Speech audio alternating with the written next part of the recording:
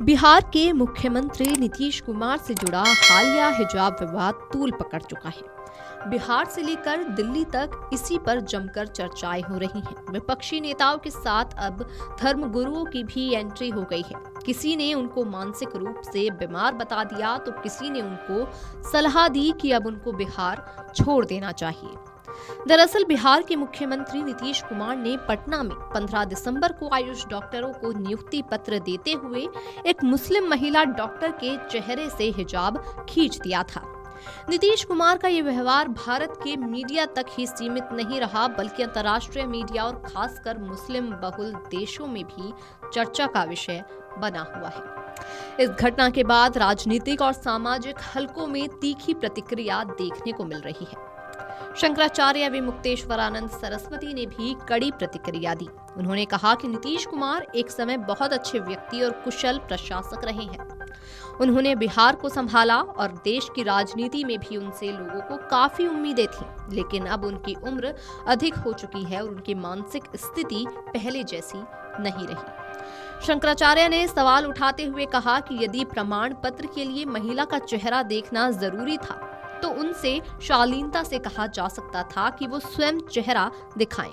हाथ पकड़कर बुर्का हटाना कहां तक उचित है? उन्होंने इसे अनुचित और असंवेदनशील व्यवहार बताया। अभी मुक्तेश्वरानंद ने कहा कि जब किसी व्यक्ति के मानसिक संतुलन में कमजोरी आ जाती है तो इस तरह की घटनाएं बार बार होती हैं और आगे भी हो सकती हैं। इसका खामियाजा न सिर्फ उनकी पार्टी बल्कि पूरे देश को भुगतना पड़ता है। उन्होंने स्पष्ट शब्दों में कहा कि अब नीतीश कुमार को विराम लेना चाहिए और अपनी पार्टी के किसी नए नेता को आगे बढ़ाना चाहिए, जबकि स्वयं मार्गदर्शक की भूमिका निभानी चाहिए। देवकी नंदन ठाकुर ने कहा कि मुझे नहीं पता कि उनका क्या इंटेंशन था, लेकिन फिर भी उन्हें ऐसा नहीं करना चाहिए था। किसी स्त्री का घूंघट नहीं उठा सकते या नकाब नहीं हटा सकते। उस बच्चे को कष्ट हुआ होगा, इसलिए उसने बिहार छोड़ने की बात कही। उन्होंने आगे कहा, इतने बड़े पद पर बैठे लोगों से तो ये बिल्कुल उम्मीद नहीं की जा सकती है। नीतीश कुमार ने 20 साल राज कर लिया, बस पद पर बैठे रहना ठीक नहीं है। परिवार और पार्टी से ही किसी नए व्यक्ति को मौका दे सकते हैं। देवकी नंदन ठाकुर ने यह भी कहा कि नीतीश कुमार की उम्र बहुत हो चुकी है। उन्हें अब किसी यूथ को मौका देना चाहिए और उन्हें सीएम बनाना चाहिए। उन्हें अब युवाओं को मौका देना चाहिए, उन्हें आगे बढ़ाना चाहिए। तो वहीं इस पर राजनेताओं ने भी जमकर हमला किया। जरा सुनिए पप्पू यादव ने क्या क्या कहा। इंटेंशन देखना चाहिए। जैसे मैं अकाउंटेबिलिटी की बात करता हूँ, जब आप कोई कानून लाते हैं तो उसकी अकाउंटेबिलिटी क्या है, जिम्मेदार कौन होंगे, या इस कानून के बारे में किसने सोचा कि ये गलत है और किसने सोचा कि ये सही है, कौन तय कर रहा है। तो मैं बार बार कहता हूं कि बिल्कुल खिजाव या कोई भी ऐसी चीजें हम किसी के धर्म को, किसी की संस्कृति को हम बिल्कुल छेड़ नहीं सकते। हमें ये राइट नहीं है, गलत है। हमारी देश की जो संस्कृति रही है वो पर्दे में रहती है।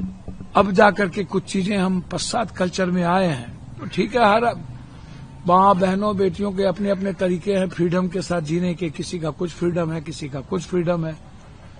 एक ही समाज, एक ही घर में दो तरह के फ्रीडम के साथ जीना चाहते हैं।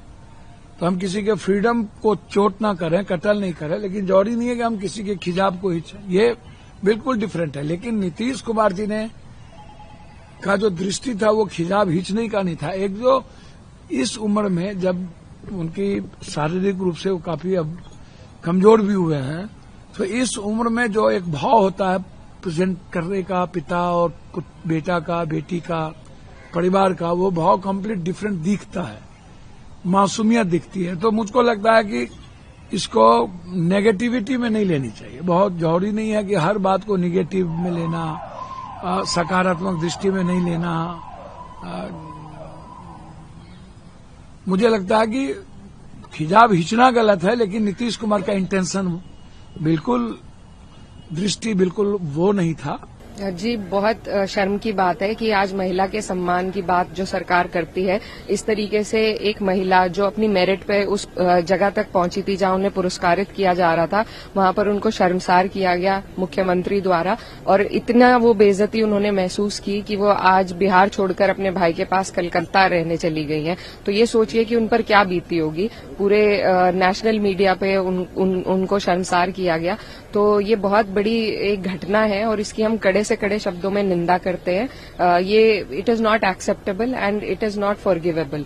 तो माना कि मुख्यमंत्री जी बुजुर्ग हैं, लेकिन किसी बुजुर्ग को, पिता समान व्यक्ति को या किसी भी पद पर बैठे अधिकारी को ये अधिकार नहीं है कि वो किसी भी महिला का, चाहे वो अपना पल्लू किसी तरीके से भी लेना चाहे, हिजाब के रूप में या आंचल के रूप में, कोई उसका पल्लू खींचे, उसकी प्राइवेट स्पेस इन्वेड करे, ये अधिकार किसी को नहीं है। मामले को शांत करने की भी कोशिश की गई, लेकिन हुआ नहीं। झारखंड के स्वास्थ्य मंत्री इरफान ने नुसरत परवीन को सरकारी नौकरी भी ऑफर की थी। जरा सुनिए उन्होंने क्या कुछ कहा। देखिए, सबसे पहली बात तो आप लोग किस चश्मे से देख रहे हैं, किस नजर से आप लोग देख रहे हैं, ये बताइए।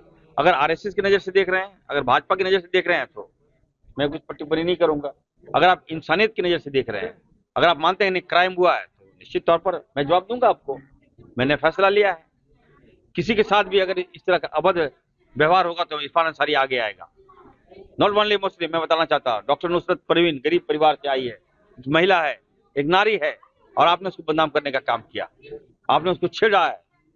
आक्रोश है लोगों में, और मैंने उसी परिप्रेक्ष्य में कहा है कि मैं वैसी बच्ची अगर झारखंड आती है तो मैं वेलकम करता हूँ। मैं उसको सरकारी नौकरी दूंगा, मनचाहा पोस्टिंग दूंगा, 3 लाख रुपया सैलरी दूंगा मैं, और सरकारी फ्लैट दूंगा, अच्छा वातावरण दूंगा, अच्छा माहौल दूंगा, यहाँ जात पात नहीं करने देंगे, और जो इस तरह की हरकत करेगा उस पर कार्रवाई हम लोग करेंगे। ये इरफान अंसारी की सोच है। अब इस मामले में नया एंगल आ गया है। नुसरत परवीन यानी हिजाब वाली महिला के पति ने बताया कि क्या इस घटना के बाद उनकी पत्नी मुख्यमंत्री नीतीश कुमार से नाराज है। नुसरत परवीन के पति ने इस बात को खारिज किया है कि उनका परिवार नाराजगी की वजह से कोलकाता चला गया। दरअसल नुसरत परवीन सरकारी टिब्बी कॉलेज और अस्पताल की द्वितीय वर्ष की छात्रा है। यहाँ के प्राचार्य रहमान ने कहा, आयुष चिकित्सक नुसरत परवीन ने अभी तक ज्वाइन नहीं किया है और उनके भविष्य के कदम के संबंध में कोई भी जानकारी नहीं है। उन्होंने कहा नुसरत के परिवार ने कि वे मीडिया कवरेज से बचना चाहते हैं और महिला चिकित्सक इस पर पुनर्विचार करेगी कि उन्हें ज्वाइन करना चाहिए या नहीं। रहमान ने इस बात को भी खारिज कर दिया कि परिवार नाराजगी की वजह से कोलकाता चला गया है और कहा कि उन्होंने स्वयं ऐसी झूठी खबरों को खारिज किया। उन्होंने परवीन के पति के हवाले से कहा कि परिवार नीतीश कुमार या सरकार से नाराज नहीं है। उन्होंने ये भी दावा किया कि परिवार मीडिया द्वारा भड़काए गए विवाद से निराश है। प्राचार्य ने कहा कि परवीन आखिरी बार 17 या 18 दिसंबर को कॉलेज आई थी। उन्होंने कहा कि परवीन के पास या तो ड्यूटी ज्वाइन करने या उच्च शिक्षा ग्रहण करने के 2 विकल्प हैं। Video desk amarujala.com। अगर आप ये वीडियो YouTube पर देख रहे हैं तो हमारे चैनल को सब्सक्राइब कर बेल आइकन दबाएं और Facebook पर देख रहे हैं तो हमारे पेज को लाइक करें।